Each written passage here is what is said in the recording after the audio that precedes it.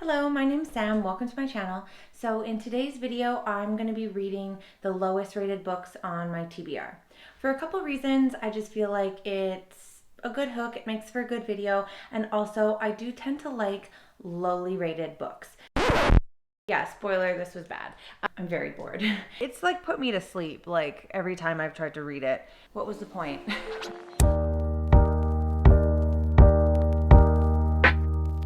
Some examples that I can think of are Early Morning Riser. This has a 3.58.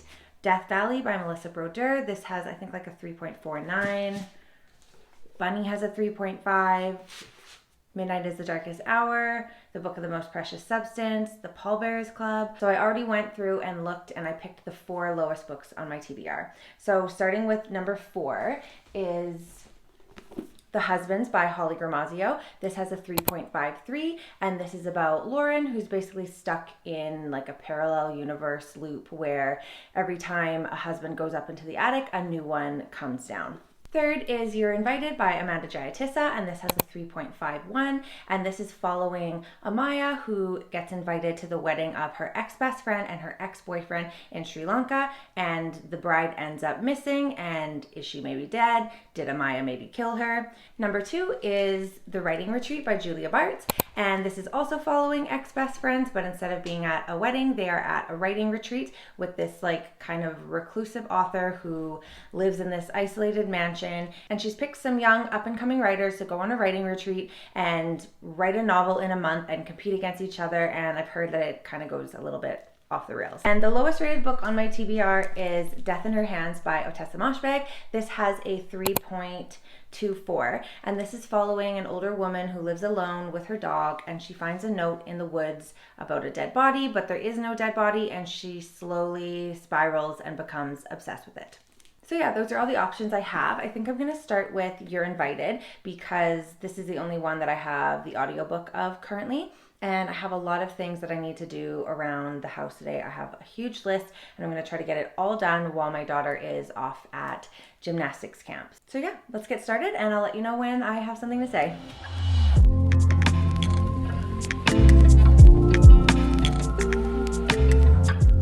So, many days have passed. I think I filmed that first clip on August 1st, and it is now August 15th.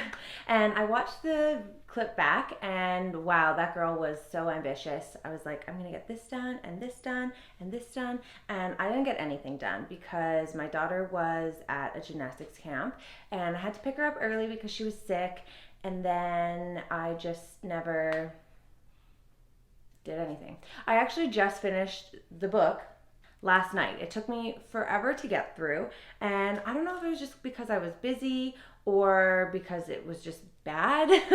Yeah, spoiler, this was bad. I think I ended up giving this like a 2 or a 2.5. I think another part of the reason why I didn't like this is because I listened to it on audiobook, and I just found the narration like very cringy, and one of the other main characters, the friend who's getting married, Kavi, she was like a very like stuck up pompous rich kid, and it was really annoying to like listen to her voice on audiobook. And same with Amaya, she was very much an unlikable character, and she was like, okay, I'm getting ahead of myself. So basically, Amaya gets invited to this wedding, and it's between Kavi and Spencer. And Kavi is her ex-best friend, and Spencer is her ex-boyfriend. And she goes to the wedding in Sri Lanka with the goal of breaking up the wedding. She doesn't want the wedding to happen. And at the beginning of the book, you know that Kavi is missing, and she's maybe dead, and there's this company brought in to investigate and find out what happens. What I did like about the book is I did like that like format. I liked the interviews. So basically we have like a chapter from Amaya's point of view and then an interview transcript from someone else. And it's like that basically until the end of the book, and then we have someone else's perspective. And I did like the chapters from that person's point of view because we were finally getting the story. One trope that I really dislike, and I think was a big reason of why I dislike this, is I hate the trope of we know something has happened, or we know like something has happened in the past, and they just say, oh, because of that thing that happened 5 years ago, and oh, that thing between me and Spencer, and that thing with the family 5 years ago, but then they don't actually say anything about what that thing is until like the very end of the book, or it really annoys me. Like, I absolutely hate that. I find if they like maybe put little sprinkles in, or if they don't like hammer it in as much, I like it, but I really hated it in this book. And also the things that I don't know if they were supposed to be twists or if they were just supposed to be like revelations, but there was kind of like 3 like revelations in here, I guess, and they were all very predictable, and I don't know if like they were supposed to be predictable, but like literally from the beginning of the book I was like, oh, this is this, this is this, and this and this. Like, it was just very predictable. Oh, and back to what I said before, is how Amaya is basically just looking at the clock, imagining people's injuries, and stalking Kavi's Instagram. She is like superstitious. She's always looking around for signs, and so she's always looking at the clock. And again, I think maybe it was a part of like listening to it, like just hearing it over and over and over again. It was just, we were in Amaya's head, and it was just, I looked at the clock for a sign, 3:45 p.m. Not great, but it'll do. I looked at the clock for a sign, 11:11. That's a good sign. I went forward with my plan. Like, it was like there was a lot of that. And then anytime she was like with other people, it was just, I imagined this construction beam falling from the ceiling and crushing all 3 of them to their death. Or I thought about how it would feel to break off the stem of the champagne flute and stab her in the neck or something. And it was funny because like near the end of the book, I was like, oh, I'm kind of enjoying this. And then we'd get another like piece of like Amaya like imagining an injury or looking at the clock, and I'd be like, ugh. So yeah, I'm gonna land at like a 2.5. I always feel really bad when I'm like, I don't like this book, because you know, I feel like with every book there are things that like people are gonna like. Again, I liked the interview style, I liked the format of the book, I loved the setting of the book. It was set in Sri Lanka, and it talked a lot in depth about the wedding customs and like the way that the wedding was going, and I found all of those things very interesting. I really like that part of the book. I just didn't like the book as a whole. So I'm done with this one. I can finally return it to the library. We're going on another trip we're spending another 4 nights. We literally came back for 2 nights, and then we're going away for another 4 nights to Panorama, back to BC. This time we're going with our friends and their kids, and we're all going to be in one place. So I don't know if I'll really be able to get much reading done, but that's fine because there'll be lots of other fun things that I will be doing. So you might get some vacation B-roll, but you won't get any A-roll. Goodbye.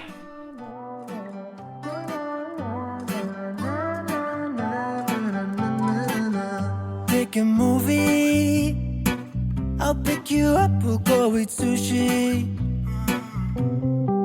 or we'll go downtown. With our best moves we can boogie. Oh my, we both look so fly, like sweet apple pie. Yeah, they want a piece of us. My, when we drive on by, they just can't deny. Yeah, they wanna be like us. Na na na na. Hello. Oh gosh, I still feel a little weird like filming in public. I'm along this like little pathway. There's this little free library that I saw every time we would drive up and down to our place, and I wanted to take a look, but as expected, there isn't, you know, much in it. So I did start reading The Husbands in the car on the way up, and then just every time I've been able to, I've just been reading just a little bit. I just dropped my wine glass. It didn't break though, so it's okay. Yeah, I'm about almost halfway through The Husbands, and as expected, I'm absolutely loving it.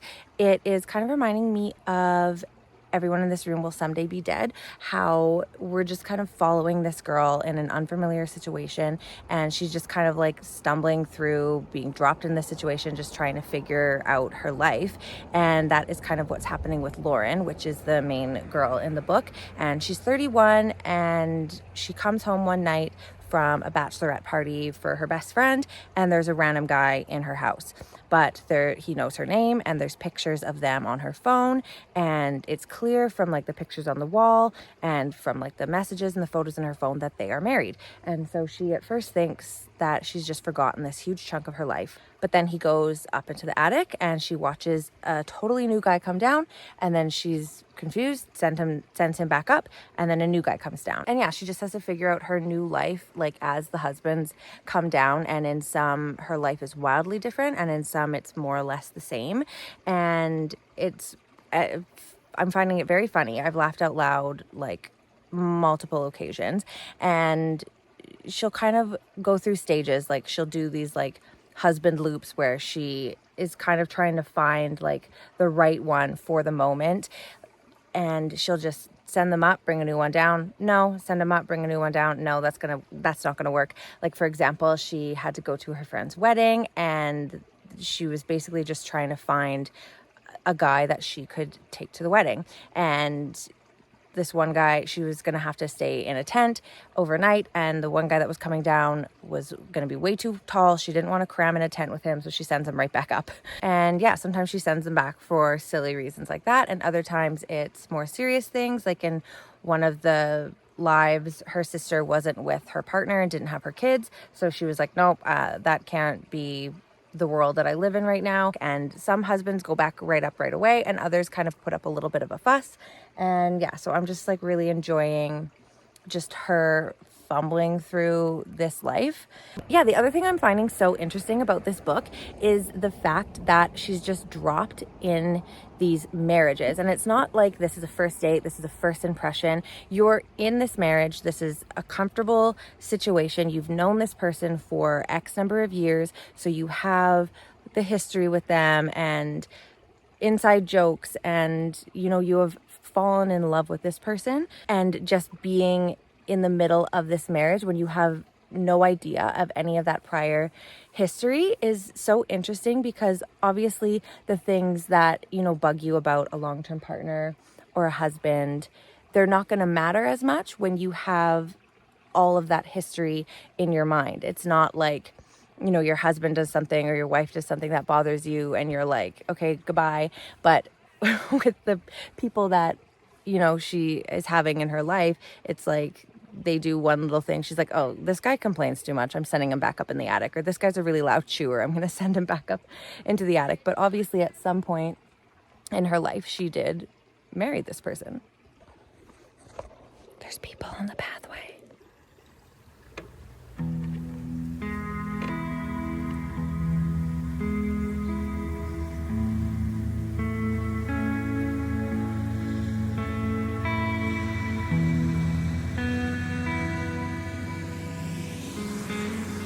Again, it is many days later. I keep doing my updates like 15 days apart because life just gets in the way.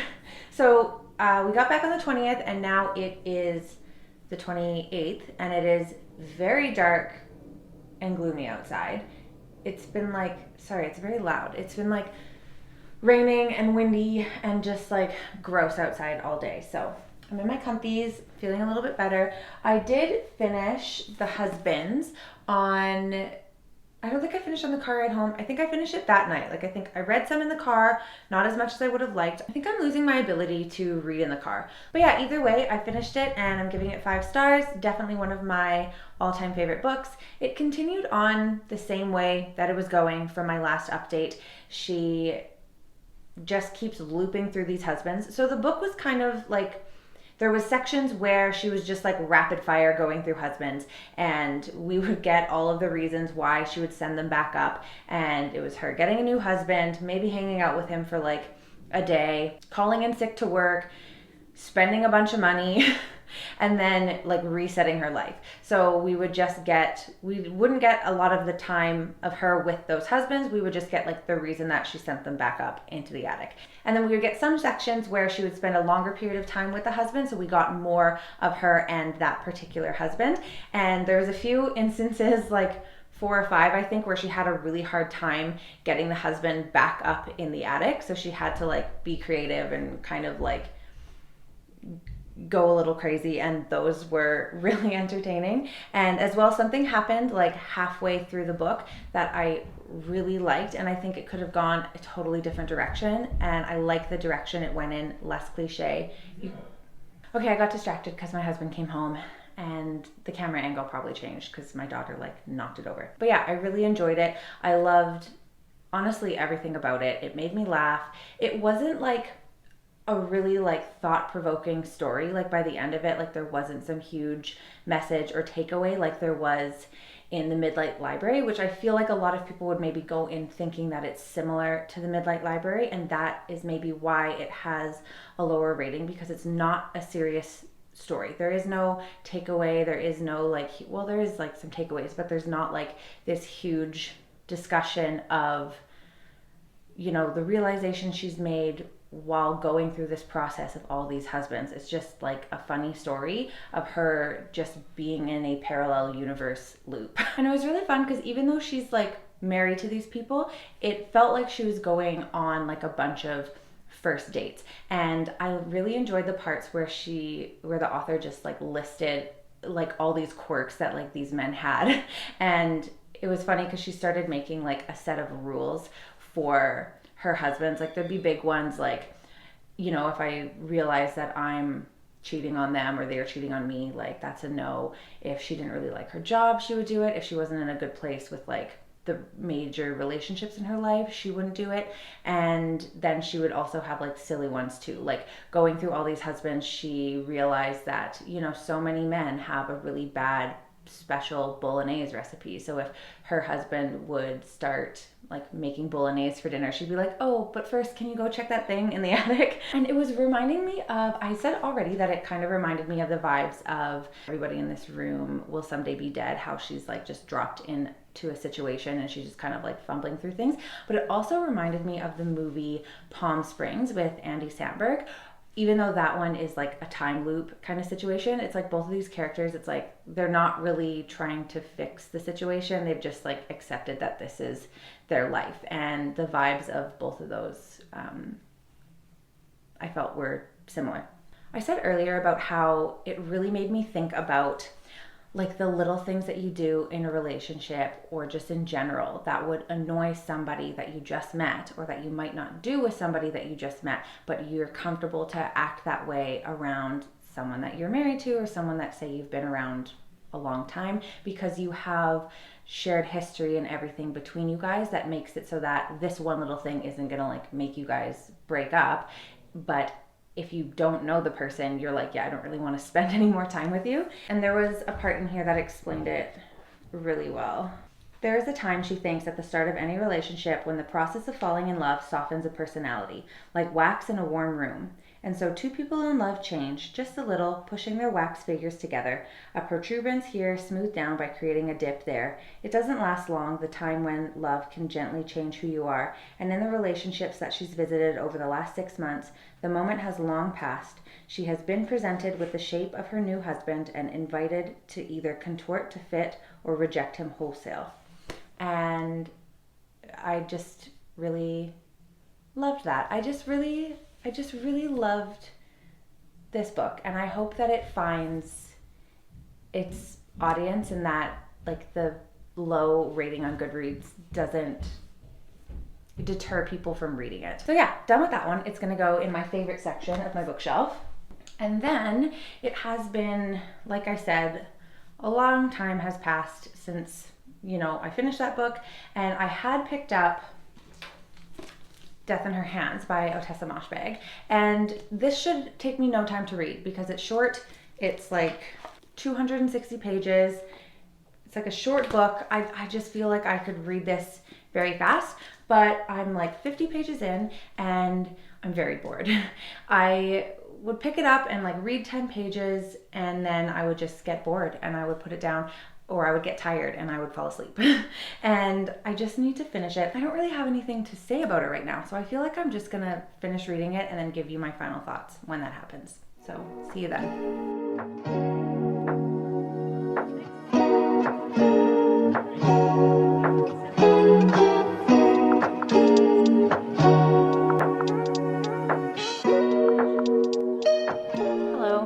So I lied to you again, and also forgive me. I've like lost my groove on this. I'm trying to figure out. My cousin gave me this blanket for my daughter. You know who you are. And I know that she knows that it's annoying to put together because she did like 4 squares and then gave up forever until she gave it to my daughter. So now I am stuck with knotting together like 48 of these squares. No, it'll be great when it's done. She's gonna love it. But I like lost my momentum. Like this one I did all in one go, and you can see at the end, like it looks really cute. Whereas some of the others where I've gotten like before I kind of figured out how to make it look cute, like it looks really crappy. But now I can't remember what I did to make it look really nice. So I'm trying to figure that out. Anyways, you don't really care. So yeah, I lied to you. I said I was gonna finish the whole book last night and then check in, but that didn't happen. It's actually taking me so much longer to read this book than you'd think it should. But I did get a good chunk done last night. Like I'm only 100 pages left now. I'm like 160 pages into the book. I have just 100 pages left, and I mean it's still boring. Part of me is like kind of enjoying the writing, but not really. I like really think that I would have liked this one more because I usually like stream of consciousness narratives. Like I love when you're just like in a character's head and you're just like following them on their day to day, and they're just kind of like a little bit unhinged, and it's just like there's not really like a point to it. It's just like whatever thoughts pop into their head, like that's what you're gonna get. And I usually like that, but I'm not really liking it in here. And it's kind of reminding me of Drive Your Plow Over the Bones of the Dead. And I don't know if it's just because the character is older, but it's reminding me of that. It's reminding me of Alina Knows. And there was another one with like an older main character narrative that I was thinking of last night when I was reading it, but I can't think of what it is right now. Oh, We Spread by Ian Reid. So basically we're following Vesta, and she is an older woman. She's a widow. It's just her and her dog, and she's on a walk one day and she finds this note, and it says, let's find it. Her name was Magda. Nobody will ever know who killed her. It wasn't me. Here is her dead body. But there's no dead body. It's just the note. And she just becomes obsessed with this note and obsessed with creating this narrative of what happened and who might have killed her and who the subjects are. So she like basically just like creates this person in her mind, and she writes this like character study on her, and she writes like all of her qualities and all of her characteristics, and she's from that trying to figure out like who would have killed this fictional person that isn't real.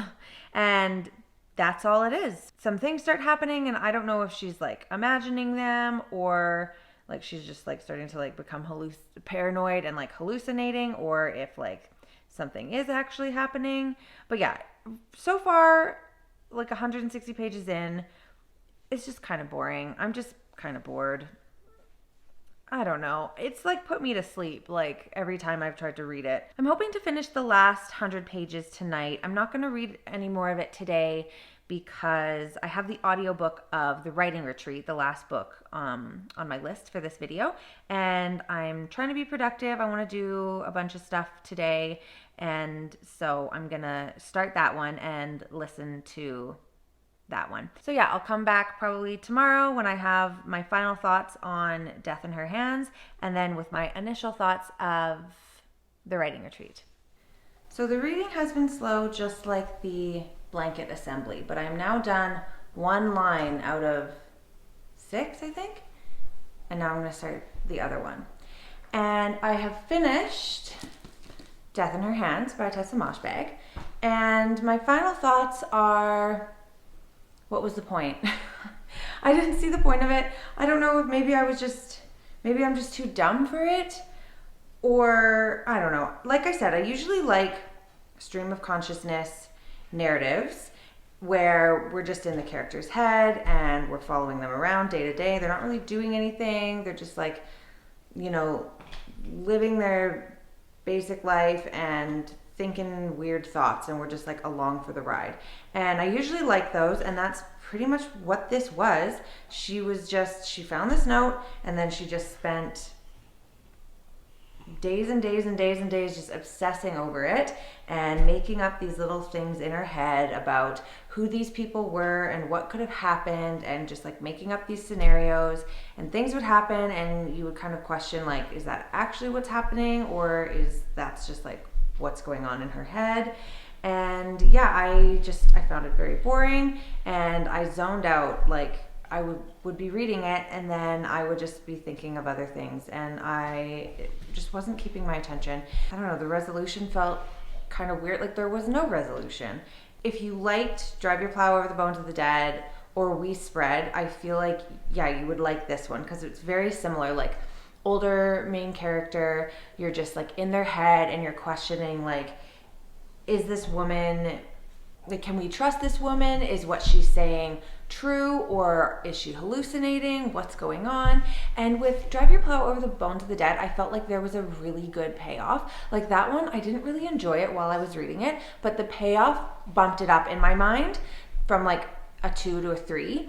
But with this one, there was no payoff. But anyways, yeah, I think I'm gonna land on, oh gosh, I don't want to give it a 2. So I feel like usually when I give a 2 or a 2.5, it's usually like the book was like actively bad, or I just like didn't really like it. But I didn't find that this was like really bad. It just didn't feel like there was a point. So I think I'm gonna go with a 2.5. And yeah, I think I just didn't get it. And yeah, I'm on the floor, because when you have kids, you usually just end up on the floor. My daughter is doing a floor puzzle right now, so that's what you hear, like the stomping and everything. And then I'm about just under halfway through the writing retreat, and this one is about Alex, and she gets invited to go on this writing retreat with this author that's kind of like a reclusive author. She lives in this like creepy mansion. She, you know, writes horror, and people think she's a witch, and she lives in this mansion. This mansion is like maybe haunted, and she wants to invite 4 young writers to her mansion on a month-long writing retreat. And then some things happen, and 5 girls end up going, and 2 of the girls are Alex and Ren, who used to be best friends, and then something happened between them, and now they are no longer friends, and they have to be in this isolated situation in this creepy old mansion, competing against each other, writing this book for this like weird author. And yeah, so the atmosphere is really good. I'm liking this more than You're Invited and Death in Your Hands, but I think because I recently read You're Invited, this one is feeling a little bit similar to that one, in the sense that we have 2 friends and we don't really know their past, but we know that like something happened, and now they hate each other, and now they're kind of coming back together.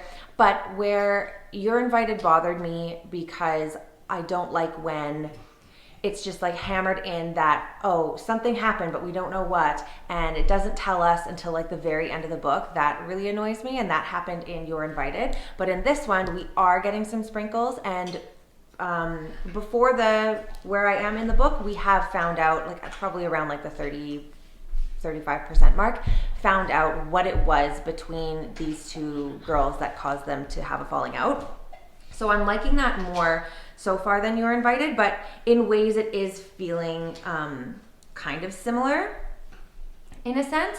Like, there are some things in the writing that is kind of annoying me a little bit. Like, I kind of feel a little bit like cringy, or like just where like you're following the characters and they like do things and you're kind of just like want to like roll your eyes at them, or yeah. But I'm liking it more, and I think that I will enjoy it. I think it will probably end up, if I had to guess my rating at this point, I'd say probably somewhere between like a 3 and a 4. It's definitely not going to be a 5, and I mean, it could even be lower than a 3 depending on, you know, how the ending goes. I think it'll really depend. Like, I'm only 50% through, and I think anything could happen.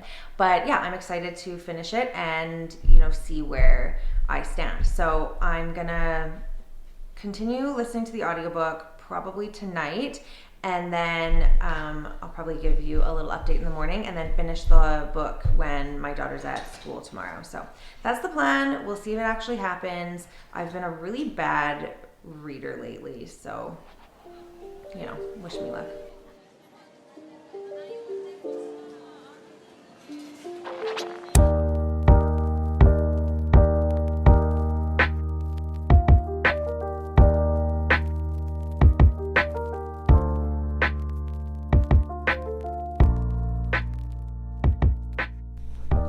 There's a car alarm going off, so you can probably hear that. But I am now about 80% through the writing retreat, and I'm liking it so much more now. At around the 60% mark, it really picked up and changed course completely. And there's a couple things that I didn't expect, and yeah, I'm just actually really, really liking it.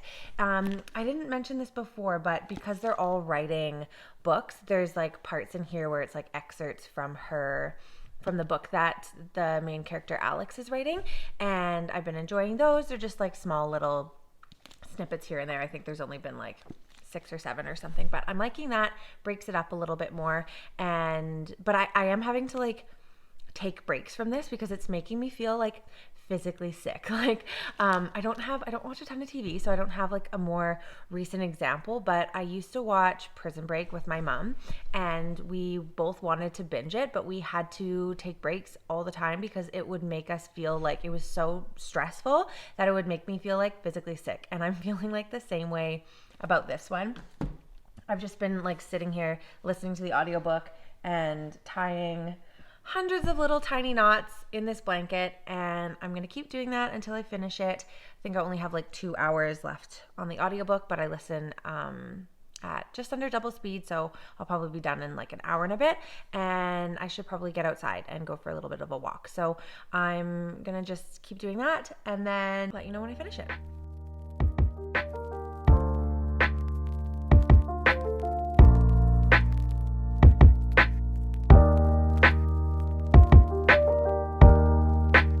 Okay, I need a break from this. My hands hurt. I'm gonna go for a walk. Jax, you wanna go for a walk?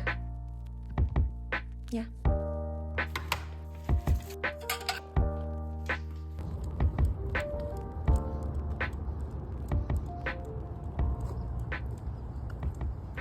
Okay, I'm back in my corner office with my blanket project, although I haven't done anything more, but I think it's pretty good that I have 3 lines and I've started putting the lines together, because when I started this, I don't think I had even 1 line done.